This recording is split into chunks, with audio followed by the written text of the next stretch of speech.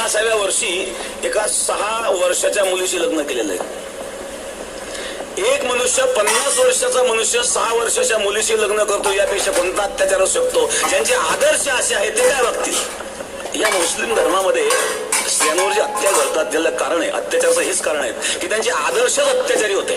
त्यामध्ये जे विचारवंत मुस्लिम आहेत आणि जे मोठे मोठे 10-10, 20-20 वर्ष मौलाना म्हणून जे राहिलेले आहेत, पण त्यांनी जेव्हा इस्लामचा, कुराणाचा अतिशय सूक्ष्म अभ्यास केला आणि सूक्ष्म अभ्यास केल्याच्या नंतर त्यांच्या लक्षात आलं की अन्याय अत्याचाराशिवाय यामध्ये काहीच नाही, त्यांनी धर्म सोडून दिलेले आहेत. पाकिस्तानमध्ये सुद्धा हा आकडा कोटीच्या पुढे गेलेले आहेत. करोडो लोकांनी इस्लाम सोडलाय पाकिस्तानमध्ये.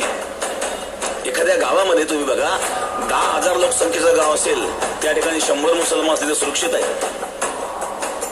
पण 10,000 मुसलमानांमध्ये 100 हिंदू सुरक्षित आहेत का?